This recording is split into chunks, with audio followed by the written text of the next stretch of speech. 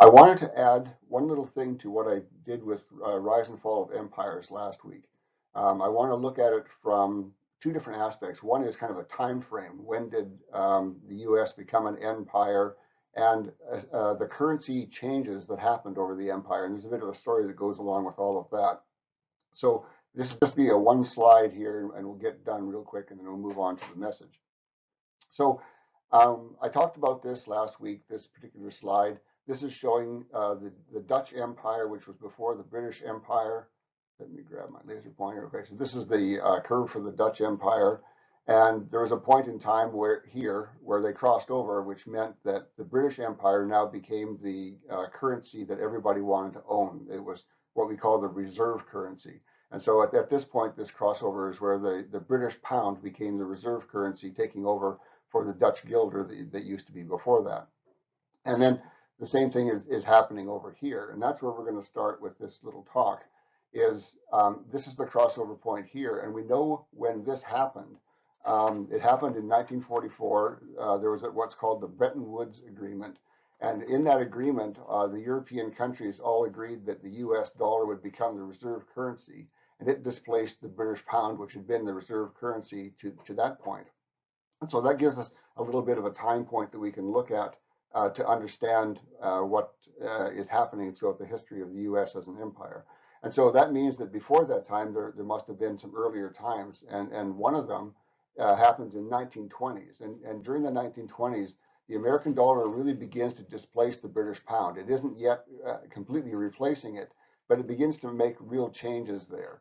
And going one step further backwards, 1900 sort of seems to be the point where the empire really, the American empire really begins to take off. And so it seems like as soon as we were done the Civil War and got past that and made all the repairs and everything to our society from that, then we were ready to head onto the world stage and become something. So going back to this point now, I want to add a little bit more to that. The Bretton Woods Agreement was part of that agreement was that America would continue to base its currency on gold. So at that time, if you had wanted to, you could take 35 American dollars to a government office, and they would give you an ounce of gold for it because gold was interchangeable with the dollar. And so that's what we mean when we say the dollar was based on gold. And the Bretton Woods agreements specified that America was going to continue to base its currency on gold. And so as soon as the Bretton Woods agreements were signed, almost immediately after that, America begins printing more dollars than it has gold. And that happened very quickly after that. And so that wasn't supposed to happen, but nonetheless, it did happen. Okay, so the next point comes about 9 years later. This is the last audit of the American gold reserves. So this is the last time that there's ever going to be a full count of all of the gold that America has. And there hasn't been a full audit since that time. And so no one is really sure. And that was before I was born. So it's been quite a long time since there's ever been an audit. And there's a lot of people who are curious about why there hasn't been another audit. There's been a lot of efforts to force an audit, but the audit has never been taken on. And so people don't know how much gold there really is that America owns anymore. And there's a lot of concern about there might be a lot less than people think. Okay, next point on the curve. So in the 1960s, Japan begins to become a power. They start producing transistor radios and cars and all sorts of stuff. And it looks like they're going to be the new power who's going to take over from the US. And because of their production of all of these products that everybody wants to have, other nations start keeping Japanese dollars, and it starts to become that they're keeping less American dollars. And this becomes a real problem for the US because what they start doing is they start buying more Japanese yen and they are trading in their US dollars for gold. And what's happening is because there were too many dollars that were printed, more than there were gold, the US is becoming afraid that it's going to have people turn in more dollars than they have gold and they will end up with no gold at all. And so 9 years later, that doesn't look like 9 years on the curve, but it is anyway. Nixon ends the convertibility of American dollars to gold. So at that point, it's no longer possible to take in your American dollars and get to exchange them for gold like you could do previously. And that breaks the Bretton Woods Agreement right out front. And that really upsets a lot of the nations that were part of that Bretton Woods Agreement but they aren't powerful enough to do anything to stop that or change that, and so they just have to accept it. Now, in the 1980s, early in the 1980s, there's a really big inflation. High inflation runs for about a year or something like that.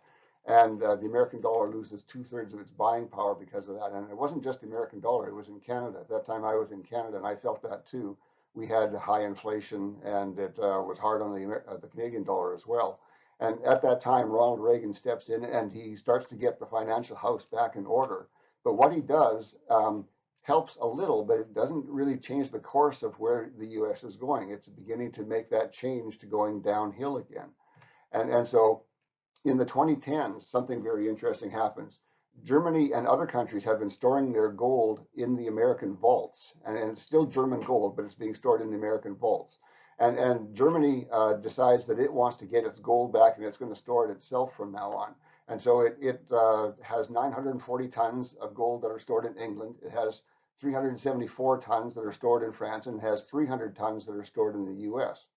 And so from all of these countries, it says, we want to get our gold back, we're going to store it ourselves.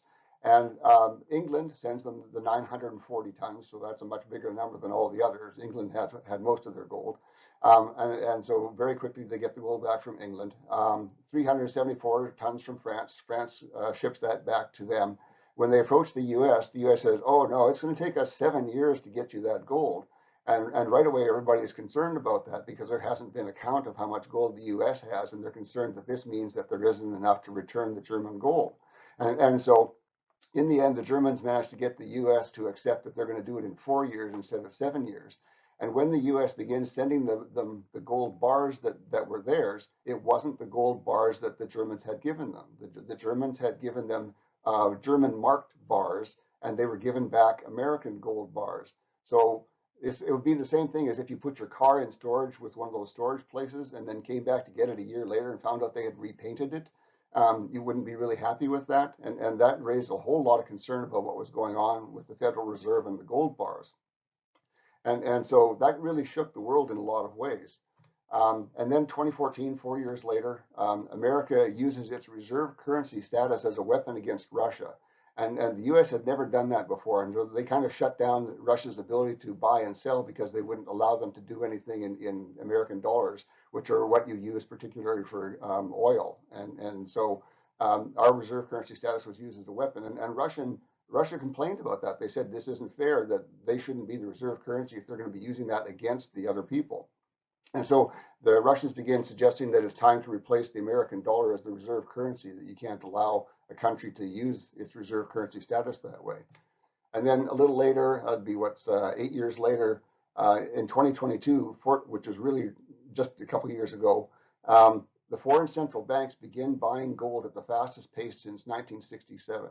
And so there's a big move now in the world to start getting a new currency that's based on gold and not using the American dollar anymore because it's no longer a reliable dollar. It's being used as a weapon and other problems. There may not be as much gold there as there should be. So I just wanted to kind of give you that currency kind of view of the history of our empire and where we are now.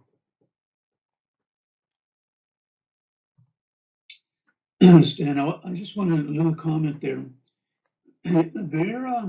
It seems to me that, maybe you'll get to that, so I don't want to say too much about it, but that they're trying to devalue the dollar even more by basing the European, money system, on something more tangible like gold. At least that's what I had heard, If that's the case, it seems like our economy will really hit the bottom. Yes. Yeah. Being reserve currency status, having that status is a really big benefit to a country. And if we lose that, a whole bunch of people would return all of the dollars that they have, and we would have a pile of dollars, and that would cause inflation and in a big way. Yeah, I don't want to go into this anymore. This is kind of my last swing at this topic.